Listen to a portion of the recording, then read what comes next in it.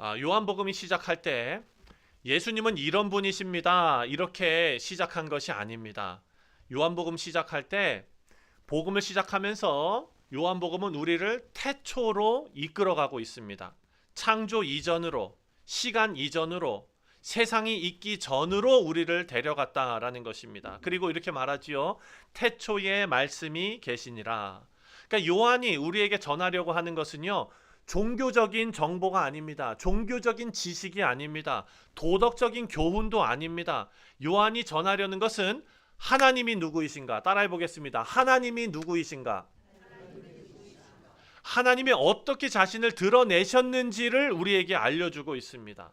오늘 이 말씀, 그리고 요한복음 전체의 결론은 이것입니다. 하나님께서 말씀으로 하나님 자신을 우리에게 들려주셨고, 빛으로 하나님 자신을 우리에게 보여주시고, 마침내 예수님 안에서 우리 장막 가운데 거하고 계신다라는 사실입니다.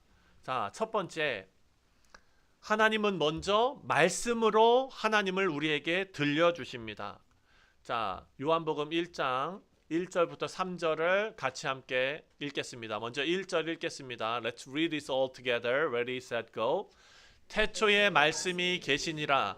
이 말씀이 하나님과 함께 계셨으니 이 말씀은 곧 하나님이시라. 아멘. 자, 오늘 이 말씀을 보면 태초에 말씀이 계시니라. 이 말씀 어디서 많이 들어보지 않았습니까? 우리가 지금까지 묵상했던 창세기 1장 1절 말씀과 동일하지 않습니까? Sir Brandon, Genesis chapter 1 verse 1. Do you know? You don't know? In the beginning, God created heavens and the earth. Amen. 아는데 지금 가만히 있네요. 자, Genesis chapter 1 verse 1. 그리고 요한복음 1장 1절. 딱 만나는 것 같은 그런 느낌이 들지요. 창세기에서 하나님은 말씀하시는 분으로 등장합니다. 그랬죠?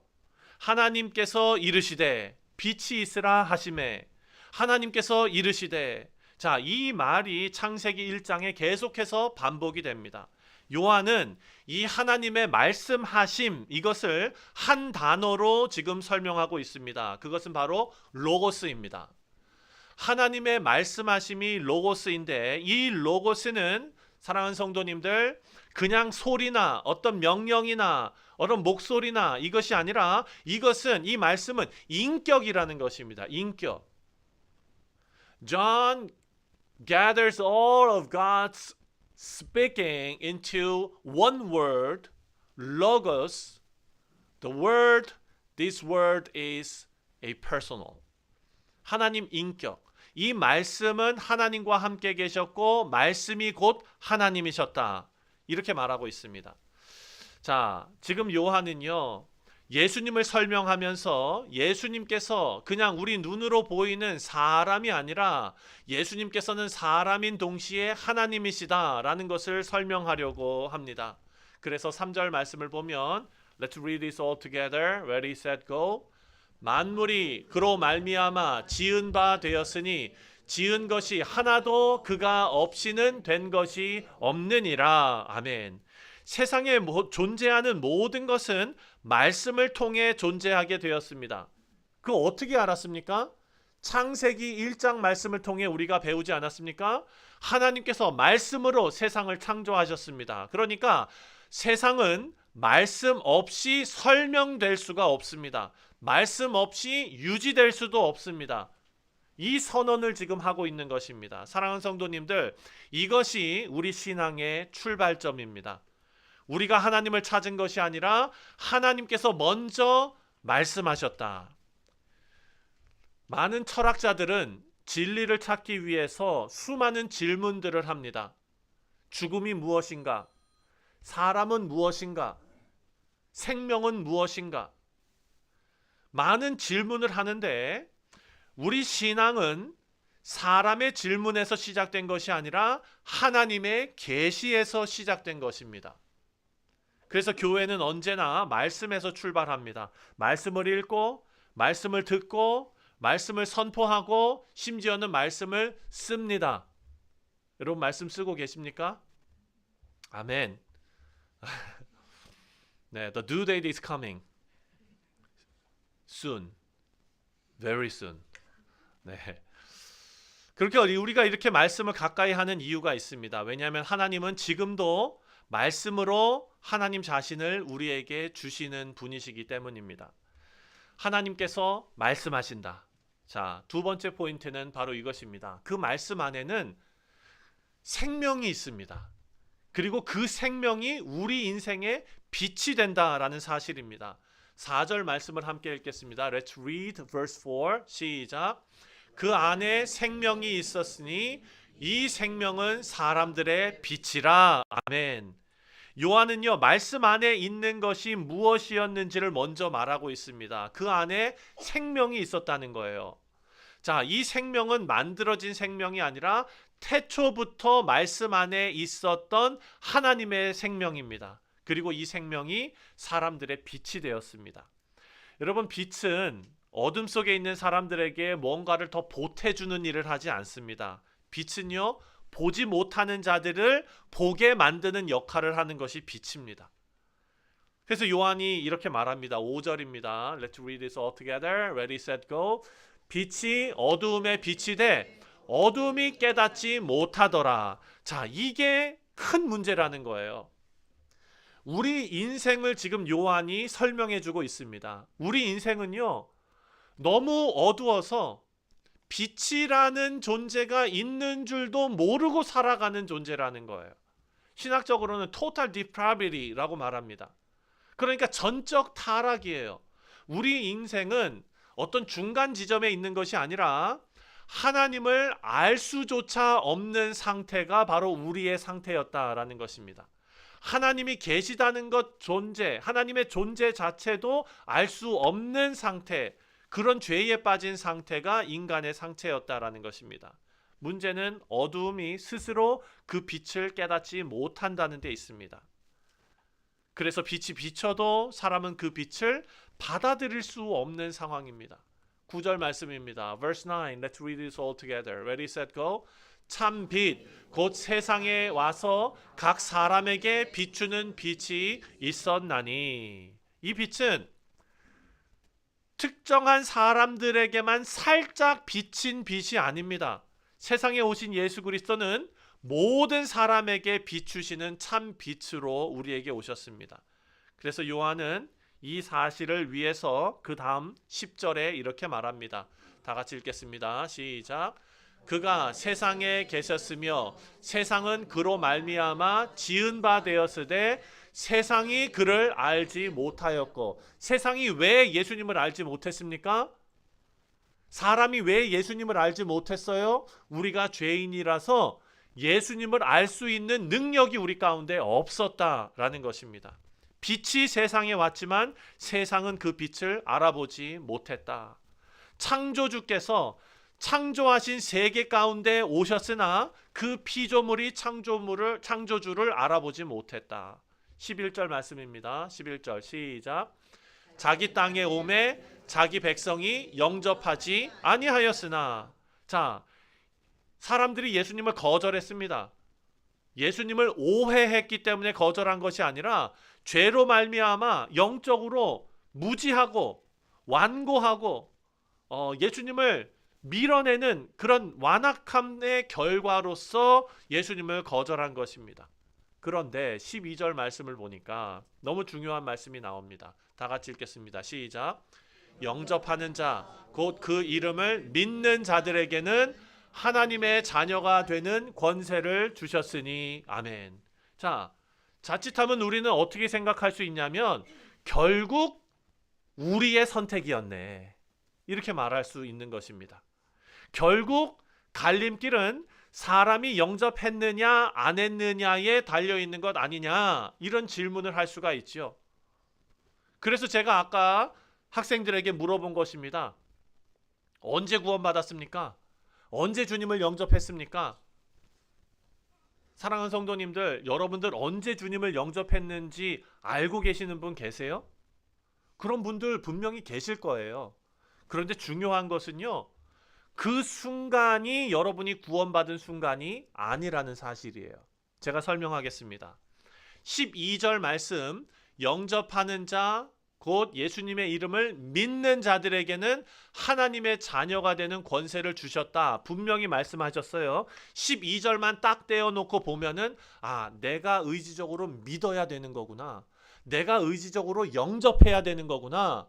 그런데 여러분, 어린 아이들은요, 한번 오늘 영접했다가 내일은 내가 안 믿는 사람인 것 같이 느껴지고 그 다음 날은 믿는 것처럼 느껴지고 갈팡질팡합니다.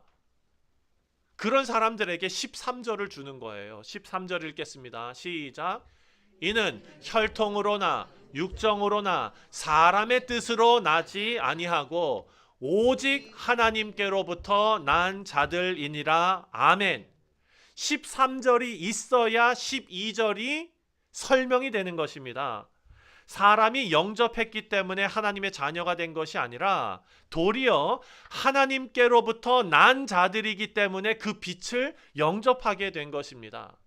그러니까 영접은 구원의 원인이 아니에요. 구원이 일어났다는 증거예요. 영어로 된 거 다 같이 읽어보겠습니다. Let's read the English part. Okay, ready, set, go.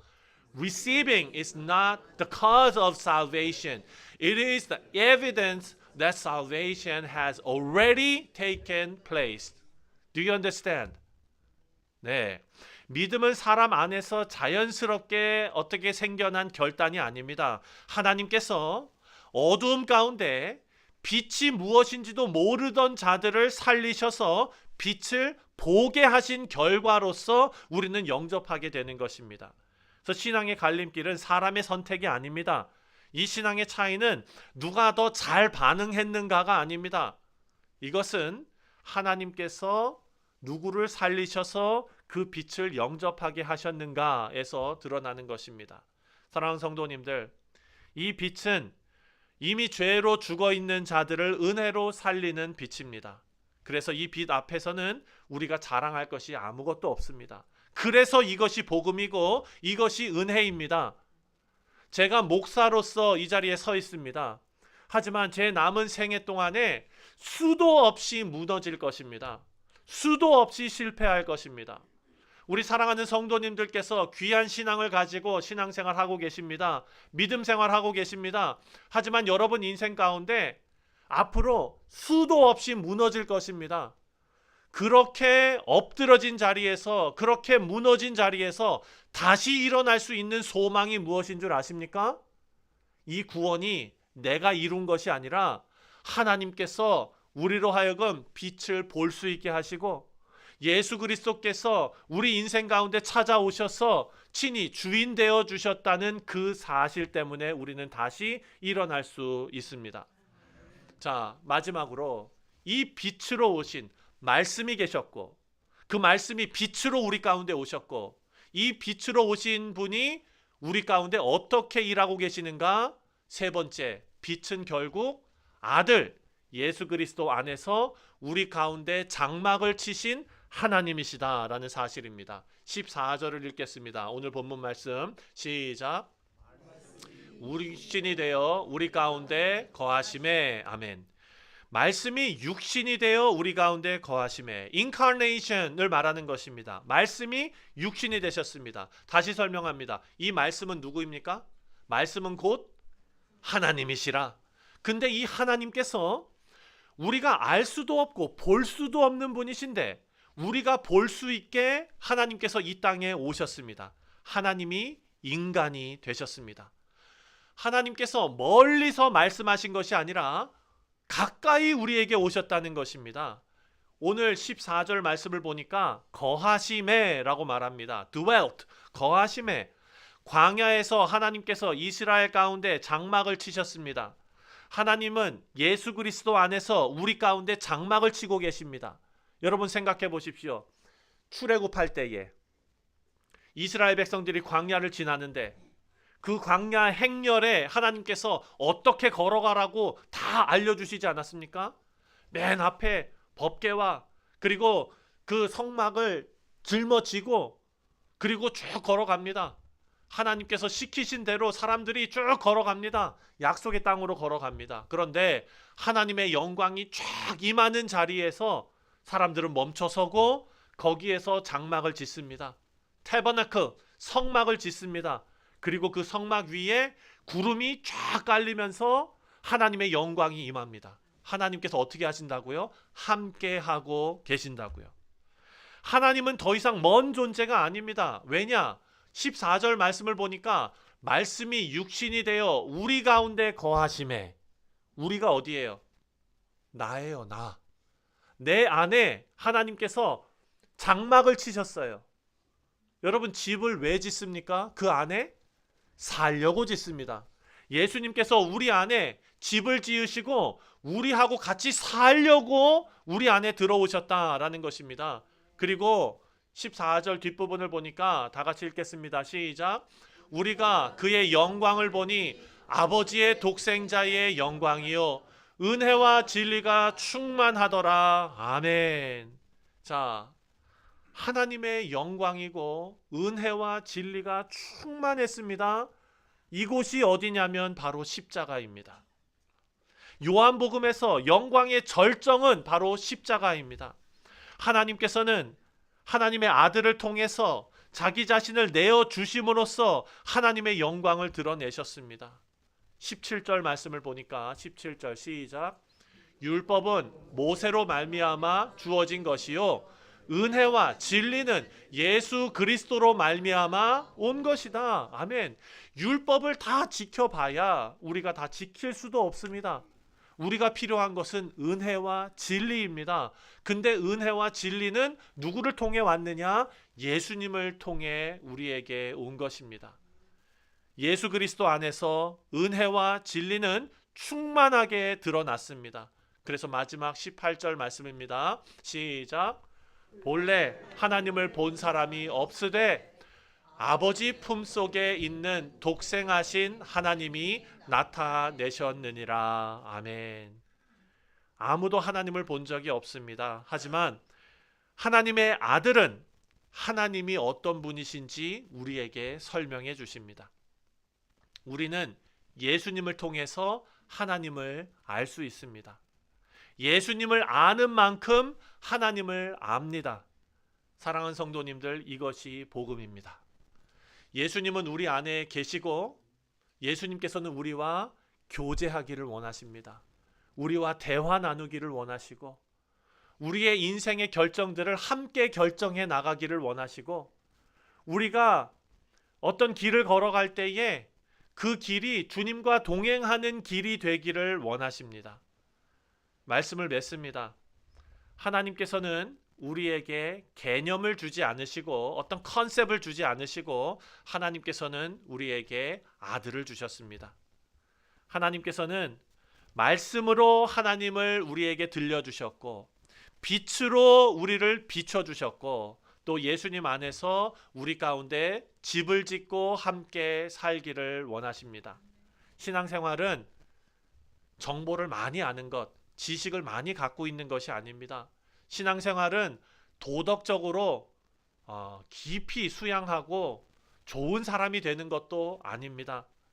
신앙생활은 아들 예수 그리스도를 통해 하나님을 알아가는 삶입니다. 그래서 그 예수님은 오늘도 우리 가운데 계십니다. 말씀 가운데 계시고 예배 가운데 계시고 우리 교회 가운데 계시고 우리 가운데 집을 짓고 함께 살고 계십니다. 오늘도 예수님은 우리에게 예수님 자신을 주시면서 그 은혜 안에 우리가 거하기를 소원하십니다. 예수님 안에 거하시고 예수님의 은혜를 누리시는 우리 모두 되시기를 주님의 이름으로 축원드립니다. 기도하겠습니다.